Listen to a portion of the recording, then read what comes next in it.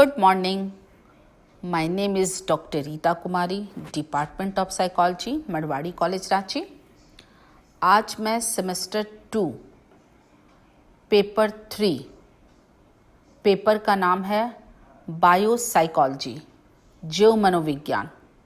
जीव मनोविज्ञान के यूनिट 2 न्यूरॉन्स में पढ़ना है structure and functions of neurons, neuron की संरचना एवं कार्यवाही। चूँकि ऑडियो के क्लास में संरचना पर तो बात नहीं कर सकते हैं, इसीलिए हम न्यूरॉन्स के कार्यवाहियों पर ही सिर्फ बात करेंगे। तो सबसे पहले ये जानना जरूरी है कि न्यूरॉन होता क्या है। जीवन की सबसे छोटी इकाई यूनिट को कोष सेल कहते हैं। मनुष्य के जीवन में असंख्य कोष पाए जाते हैं। शरीर का प्रत्येक अंग कोषों से बना हुआ होता है। अंगों के आधार पर ग्राहक कोष, ग्रंथि कोष, कर्म कोष आदि विभिन्न कोषों का उल्लेख मिलता है। इसमें से जो कोष तंत्रिका तंत्र में पाए जाते हैं उन्हें न्यूरॉन कहते हैं। इस तरह न्यूरॉन तंत्रिका तंत्र की इकाई है। इसी के द्वारा तंत्रिका तंत्र का निर्माण होता है। अतः तंत्रिका तंत्र के कार्यवाहियों पर चर्चा करेंगे। न्यूरॉन की कार्य, फंक्शंस ऑफ न्यूरॉन।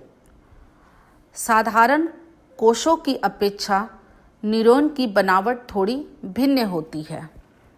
साथ ही साथ न्यूरॉन के विभिन्न प्रकार होते हैं और उनकी बनावट में भी कुछ विभिन्नता होती है। ऐसे आमतौर पर न्यूरॉन को मुख्यतः 3 भागों में बांटा गया है। नंबर 1 शाखिका, नंबर 2 कोष शरीर, नंबर 3 एक्सन। किसी कोष शरीर में कई शाखिकाएं हो सकती हैं, पर एक्सन एक ही होता है।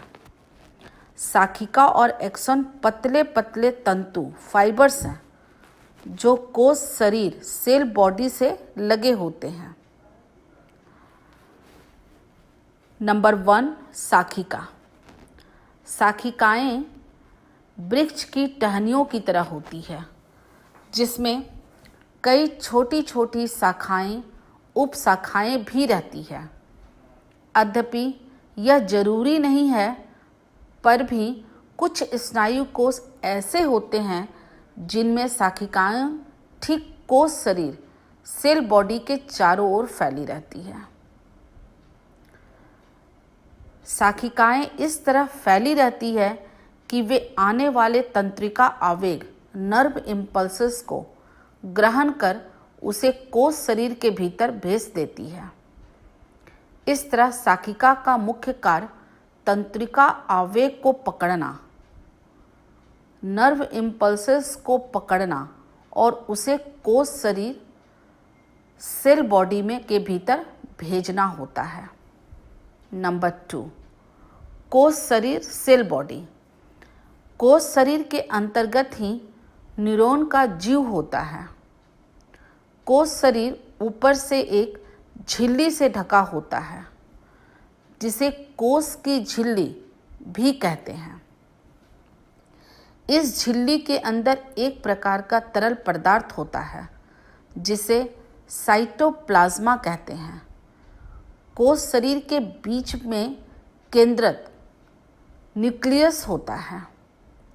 शाखिकाओं के द्वारा जब तंत्रिका आवेग नर्व इम्पल्सेस कोष शरीर में प्रवेश करता है तो केंद्रक उस तंत्रिका आवेग को कोष से बाहर करता है।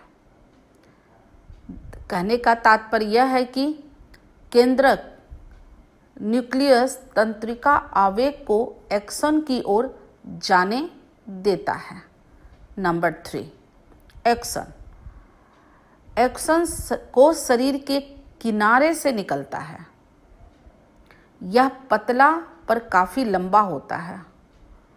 प्रायः प्रत्येक न्यूरॉन में एक मुख्य तंतु होता है।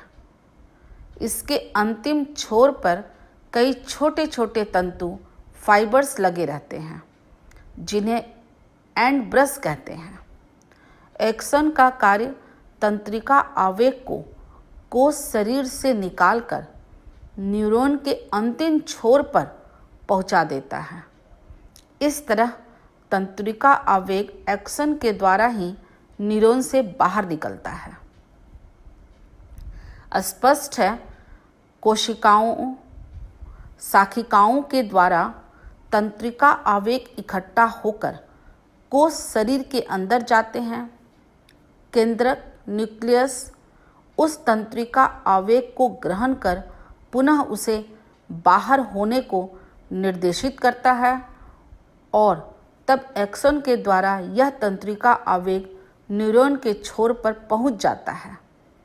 इस तरह जो तंत्रिका आवेग शाखिकाओं के सहारे न्यूरॉन में प्रवेश करता है, वह एक्सन के सहारे इससे बाहर निकल जाता है। यहाँ पर मैं सिर्फ न्यूरॉन की कार्यवाहियों पर चर्चा की हूँ। यदि आप लोग स्ट्रक्चर को देखें तो न्यूरॉन्स को समझने में काफ़ी आसानी होगी। घर में रहें, सुरक्षित रहें, दूसरों की मदद करें। धन्यवाद।